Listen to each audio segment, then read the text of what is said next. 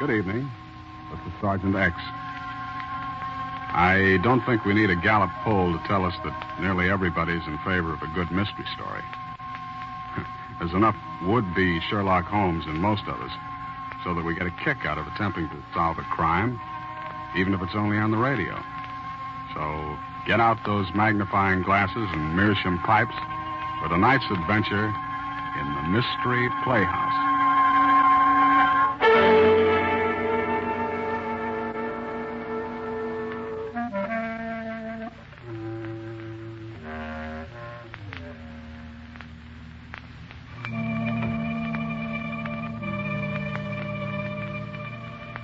Tonight, the Mystery Playhouse gives you amateur sleuths a chance to exercise your talents.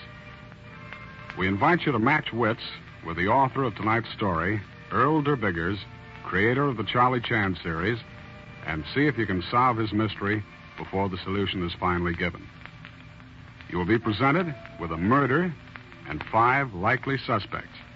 And if you catch the various clues as they come, you'll be able to put your finger on the murderer before the curtain falls. And here is a hint to the most important clue of all. It's contained in the title of tonight's tale, 50 Candles.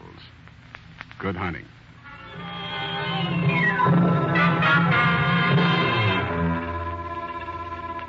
My name is George Winthrop.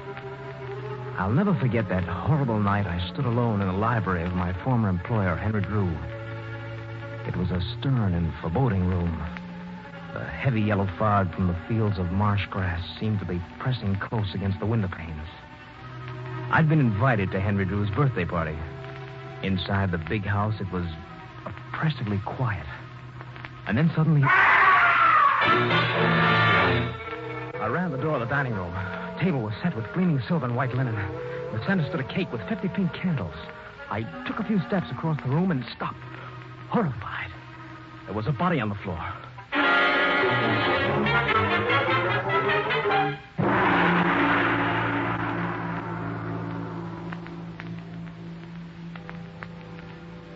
But let's go back to the events that led up to my shocking discovery.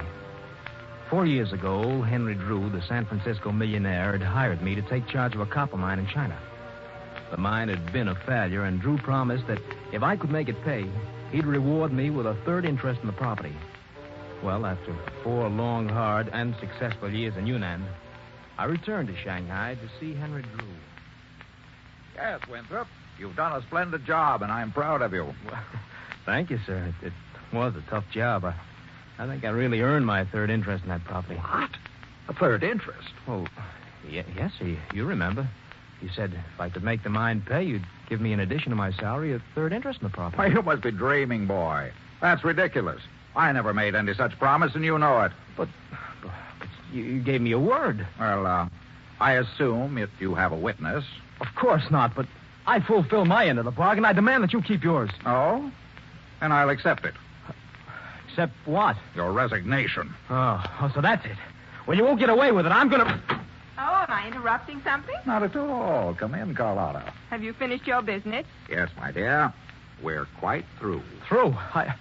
Mr. Winthrop, I suppose you'll be glad to get back to the States. Yes, Mrs. Drew.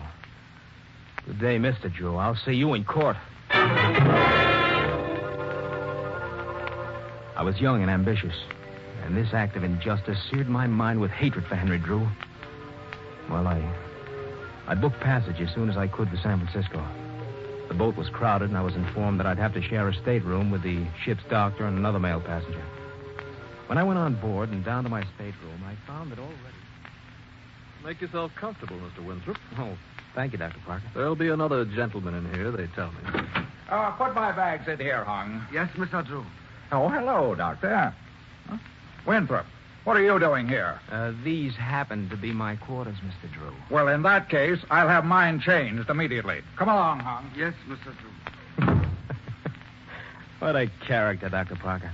The famous Henry Drew made his millions swindling other people. Well, you'll have to admit he has good taste in women.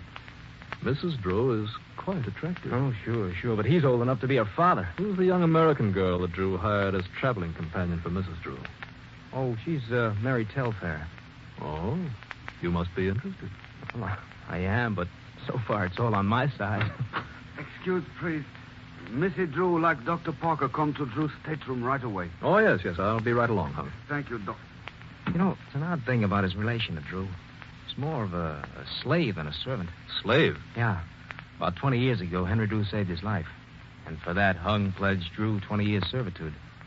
Old Drew really exercised his rights as a master, too. Once he even prevented Hung from marrying a Chinese girl that he fancied. Later, the girl married old Dr. Sue. Well, I imagine Hung will be very happy when his 20 years of slavery end, that he can do as he pleases. In any event, better luck with your romance.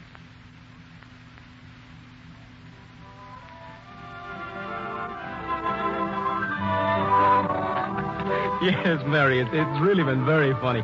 Old man Drew couldn't get another stateroom, see, so he's had to make the best of an uncomfortable situation, bunking with me. I can imagine. But he's really been very nice to me. Well, who wouldn't be nice to you? George, look down there on deck. Oh, yeah. Dr. Park and Mrs. Drew, huh? Yeah, they're going into Drew's stateroom. I wish I had her clothes. And her money. Yes, I think the good doctor has more than a professional interest in Mrs. Drew.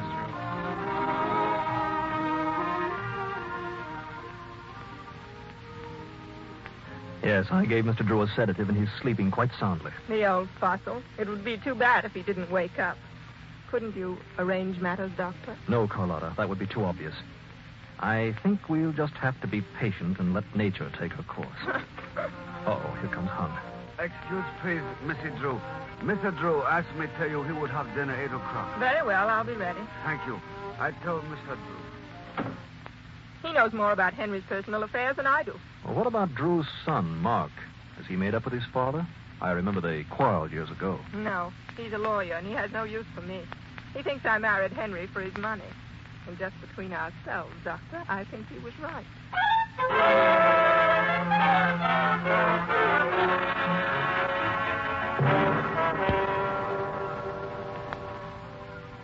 We arrived in San Francisco 3 days later. And then came the surprise. Old Henry Drew was giving a party at his home. It was to be a birthday party, he said. In spite of the bad blood between us, he insisted that I come. But the most important reason for accepting the invitation was, well, the thought of seeing Mary again. Hung Ching Chung called for me later, and we drove to the Drew mansion on Nob Hill. The fog was thick. It hung like a blanket. Oh, I'm delighted to see you, Winthrop. Take that chair for the fire. Thank you. I've been thinking over our little business discussion. Please, Mr. Drew, let's not spoil your party with business. My lawyer will call on you tomorrow. All right, boy. Evening, gentlemen. Oh, hello, Mary. You look beautiful. Pretty as a picture, Mary. Well, thank you, kind sir. Excuse it, please, Mr. Drew. Yes, well, what is it, Hung? With your permission, I will go to my room. All right, Hung. But be back in time to serve dinner. Yes, Mr. Drew. Thank you. I don't imagine you two will object to being left alone for a moment. I want to have a look at the table. I want to be sure all 50 candles are on the cake. Excuse me. I wonder whose birthday we're celebrating. Search me. He said 50 candles. That lets him out. He must be well over 60. Yes. His son Mark is coming, but he's a young man well under 50. Well, perhaps it's for Drew's partner, Dr. Su Yen Hun. Mary? Oh, Mary. Oh, dear. Now, what does she want? I'll be right back. It was then it happened. When everyone was upstairs but myself, I was standing alone in the Drew library. It was oppressively quiet. Suddenly I heard... I ran to the door of the dining room. A French window stood open to the fog. I took a few steps across the room. The table was set with gleaming silver and white linen. In the center stood a cake with 50 pink candles. Another step, and I stopped, horrified. Henry Drew was on the floor with a knife in his chest. Mr. Drew! Mr. Drew! There's the candles. Mr. Drew! Oh, my God. He's dead.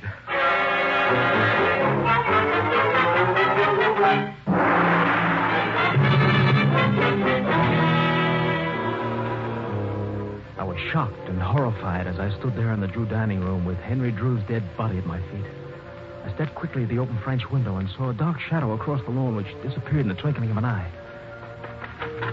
I heard running footsteps on the gravel path outside. Without thinking of the danger or consequences, I stepped out on the veranda, stumbled down the stairs, and tried to follow along the path. And then suddenly...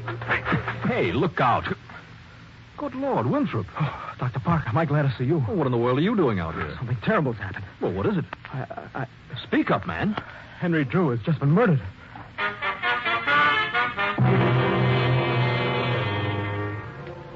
We returned to the Drew house, and I met Mark Drew, Henry Drew's son, for the first time. A good-looking, brisk young man of 35. He'd been detained and arrived at the party just a few minutes before I found his father dead. A few minutes later, Detective Sergeant Barnes arrived. He was a cool, quick little man and all business from the word go. After a brief investigation in the house and outside, he ordered us to the library. All right. Quiet, everybody. I have here the place cards of the guests for this birthday party. Mr. and Mrs. Drew, Miss Telfair, Mr. Winthrop, Dr. Parker, Mark Drew, and Dr. Soo-Yun Hun. Oh, Mr. Drew. Oh, yes, sir. Dr. Soo-Yun Hun lives a few doors down the block, doesn't he? Yes, he does. He's the only guest who hasn't arrived. I wonder if you'd mind sending one of the servants to his house and ask him to come over here. Of course, Sergeant. I'll be glad. Now, we'll start with you, Mr. Winthrop. What happened? Well, I was standing in here alone when suddenly I heard somebody cry out. I ran into the dining room and saw Mr. Drew on the floor. He was dead. Did you see a knife or any other weapon? I didn't look for one. I heard footsteps outside on the path, and I went through the open French window and tried to follow him. Then I got lost in the fog and bumped into Dr. Parker. He came in, and that's about all. What's your position here? A friend of Henry Drew? Decidedly not. I was a former employee. Decidedly not. What do you mean by that? Sergeant, may I speak? Why, yes, Mrs. Drew. Mr. Winthrop was employed by my husband in the Yunnan mine in China. Mr. Winthrop claimed that my husband had promised to reward him with a third interest in the mine he managed. Well, that's true. He did. He claimed he'd been treated unfairly and quarreled violently with my husband, who dismissed him. Well, that's not true. I resigned. But you admit there had been bad blood between you and Drew. Well, yes, I do. Mrs. Drew, what were you doing at 7:30? I was in my room. Miss Telfair was helping me to dress when we heard the cry. What then? Miss Telfair started out of my room. I tried to leave, but you held me back. Naturally, I was frightened. Dr. Sue should be here shortly, Sergeant. Good. Where were you, Mark, when your father was murdered? I was on my way here in a cab. Well, I'll check that later with the driver. But for the time being, I'll assume that clears you. Well, you certainly don't suspect me. I suspect everyone until he's proven innocent. Who's that? Oh, that's Hung Chin Chung, my father's servant. I see. Come here. Yes, Mr. Officer. Oh, Sergeant, I'd like to put in a word for Hung. You see, he's been in my father's service for 20 years. I'm sure he's the sincerest mourner here tonight.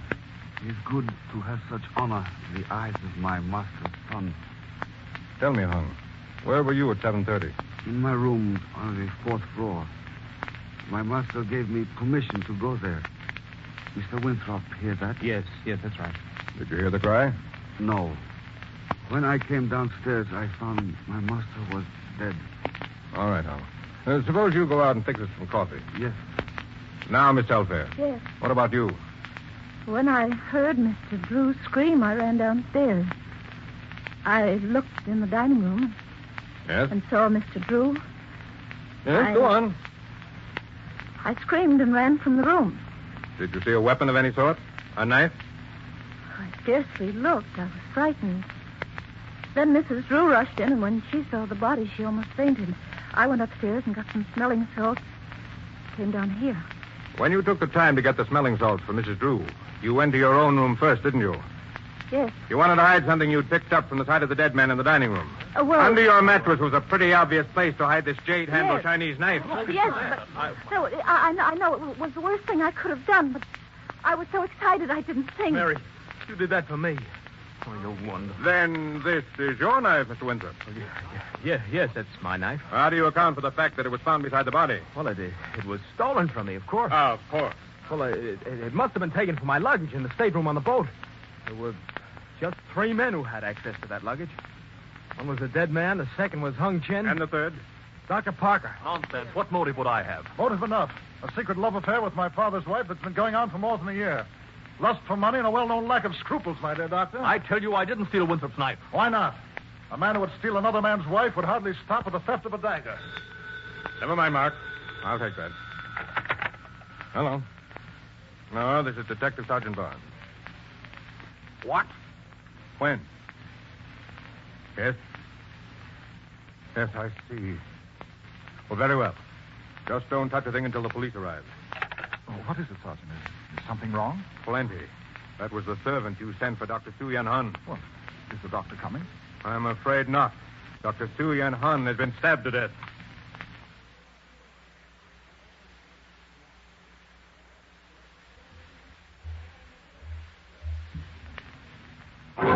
Why, that's incredible. Now, wait a minute. Let's not get hysterical. Hysterical! Two murders and the second one right under your very nose. I demand that you do something. No one is safe. Please, Mrs. Drew. Sergeant, I demand that you release all of us. Since we were with you, we obviously could not have That's committed... enough, Parker. You weren't with me when Drew was killed. Are you implying... I'm implying nothing. For the last time, may I point out that everyone in this house is under suspicion until this murder is solved. Everyone. But I was upstairs and my husband was stabbed. And so was Miss Telfair and Hung Chin. So what? Any one of the three of you could have gone down the back steps, out the back door, through the garden, entered the French doors, killed Henry Drew, and then returned the same way without being seen. One moment, Sergeant. May I say a word? Yes, of course, Mark. Well, it occurs to me there's one important link in this mystery that hasn't been explained. The 50 birthday candles. 50 birthday candles? Yes. Whose birthday is this anyway? Father was 69, Dr. Sue was over 70. Look, may I speak to you privately? Well, all right, come along. Mary, I didn't kill Henry Drew. You believe that, don't you? Yes, George. Oh, and that's all that matters. No matter how this evening ends, it's taught me one wonderful thing. That you love me. All right, everybody. I have an important announcement. My investigation is at an end. You're all free to go now, except George Winthrop. Hey, Of course, you will be called later as witnesses. Sergeant, you don't mean that. No, it isn't true. I'm afraid it is, Mary. George Winthrop, I arrest you for the murder of Henry Drew.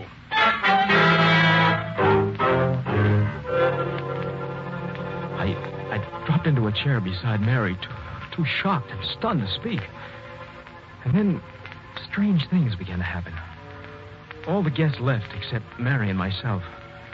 Sergeant and Mark Drew went into the next room and appeared to be consulting together. When they came out, Sergeant Barnes warned us to be quiet and turned out the lights. He stamped around the hall and opened and closed the doors. Then everything was quiet. The four of us, Mark, Mary, the sergeant, and I, sat there in the darkness. Minutes passed like hours. What did Sergeant Barnes have in mind? It was so quiet I could hear the clock ticking. Now, Mark, anyone attempting to leave or enter the house would have to pass through this hallway, right? That's right. Good. Now, you better slip out. Take your place in front of the house now. Right, Sergeant. Good luck. Sergeant, I tell you, I agree. Quiet, you fool. You ruin everything. Sergeant, are you... That is, are we waiting? Waiting? Yes. You mean... If you both will be quiet and listen and wait, you'll see what I mean. Not a word.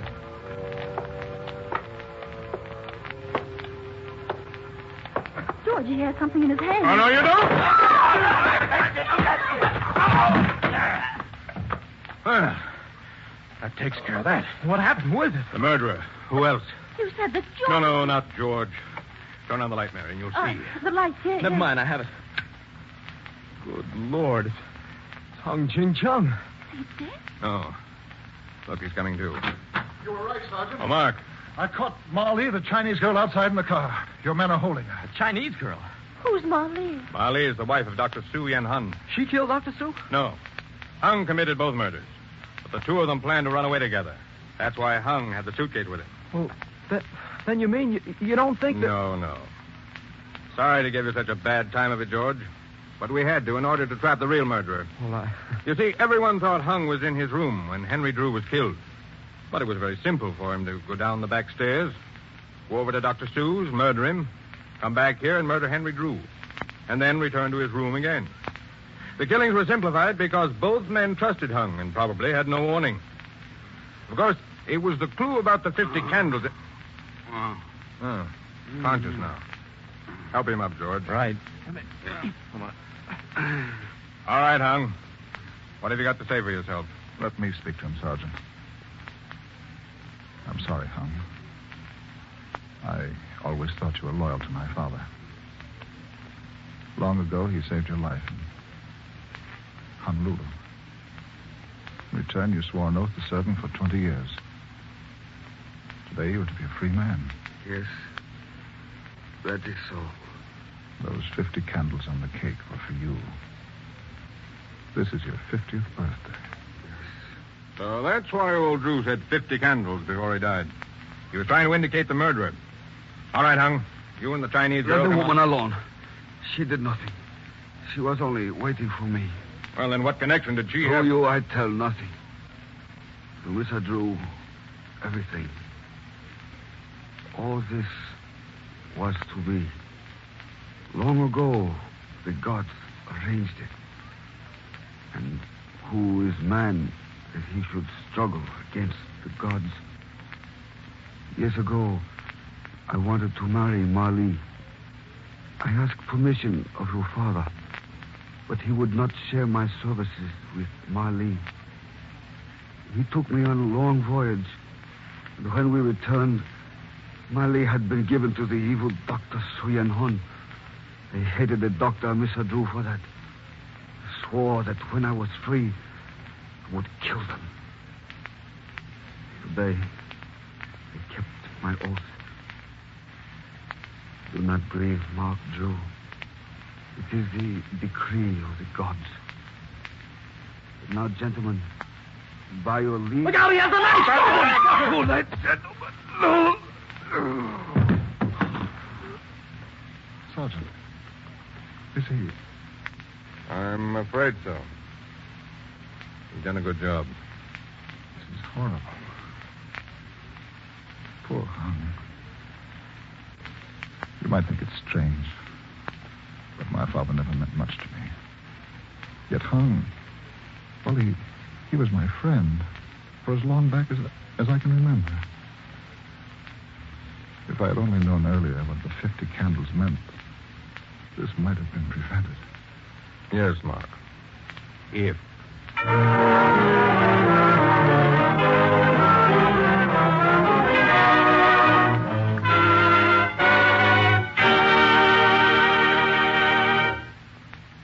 Well, that's the curtain on tonight's mystery, 50 Candles. How did you do? Were you able to outsmart the author and put the finger on the murderer? Or did you just jump from one suspect to the other, finally drawing a blank? Well, if you got it right, congratulations. If not, better luck next time. Say, before you put those detective tools away, follow me to the green room and see if you can't pick up a clue or two about our next performance in the Mystery Playhouse. Follow me, please. Come.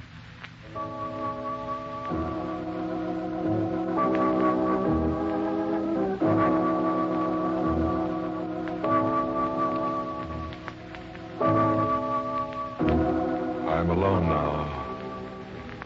The last of the funeral guests have gone, and I am alone in my study.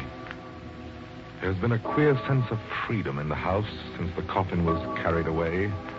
The coffin that now lies hidden in its solitary grave beneath the brown earth. Claire is dead. She was my wife. And yet I feel no sorrow. Little wonder. It was I who murdered her. Yes, I murdered her, but it was done too cleverly for anyone to suspect me. The power of mind over matter. Now that I look back on it, I marvel. Less than a month ago, she was strong and healthy. Then I began working on her ignorant fears, convincing her that she wasn't well. I could almost see the seeds taking root. Her appetite left her, and she began to complain of stomach pains. She took to bed. The doctor, stupid fool, could find nothing wrong, but it was clear he was worried. I waited patiently, letting her tortured mind ravish her body. And then one evening, I walked into her bedroom. There was a cup of broth on her night table. In the half-darkness, I dropped the white powder into the broth. 5 grains of arsenic. An hour later, she was dead.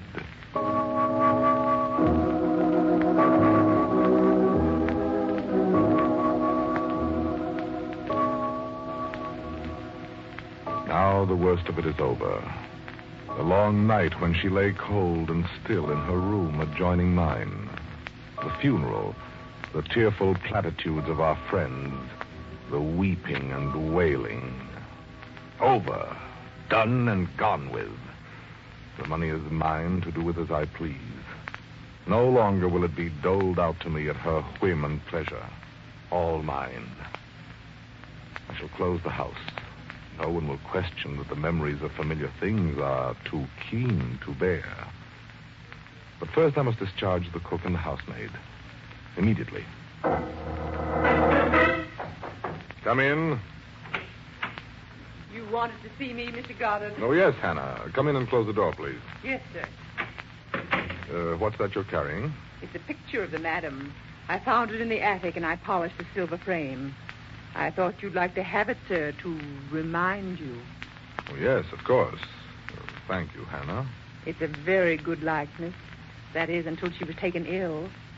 I never saw anyone change so fast. It's the nature of her disease, Hannah. Somehow I can't believe she's gone. Every now and then I have a queer feeling that she's still here. You're just upset. I have a feeling she wants to tell me something. Hannah, please. I didn't mean to talk about it, but I keep listening for a voice, waiting to hear what she wants to tell me. When they took her out of her bedroom, I wouldn't let Millie straighten up. I wanted to do it myself.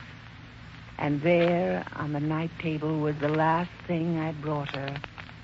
The cup of broth. She drunk part of it, but... Hannah, I'd rather not discuss it. I'm sorry. I shouldn't really go on like this, not after what you've been through. Waiting on her hand and foot. I wondered why you didn't hire a nurse those last weeks. Oh, I preferred to do it myself. I was afraid a nurse would have alarmed Mrs. Goddard. Yes, and they're always prying into what doesn't concern them, aren't they? They think they know more than doctors do. Of course, some doctors don't know much at that. Mrs. Goddard couldn't have had a better doctor. And nobody could have done more for her than you did, sir, I'm sure. There are few husbands would have done what you did. Very few. You wanted to speak with me about something, sir? It's not important, Hannah. It can wait for another time.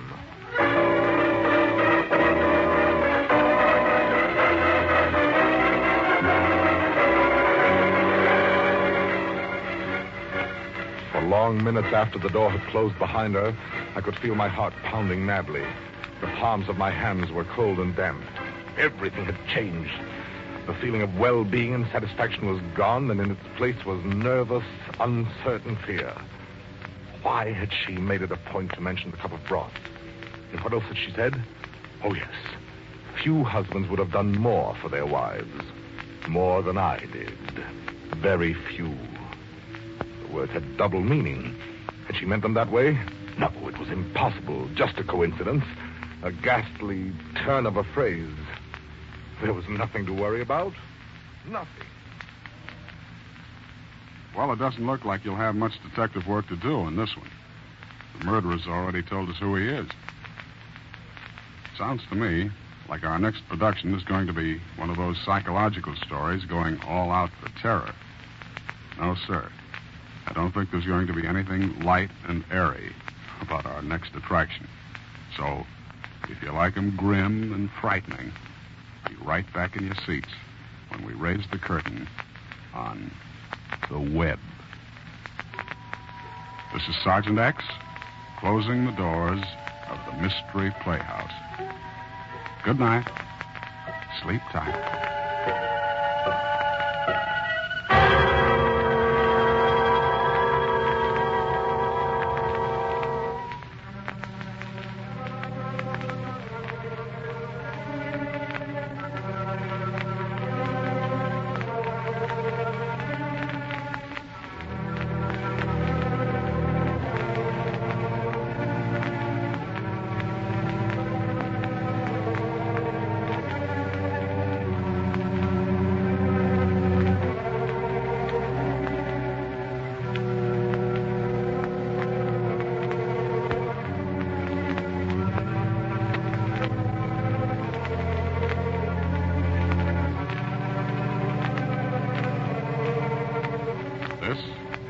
Armed Forces Radio Service.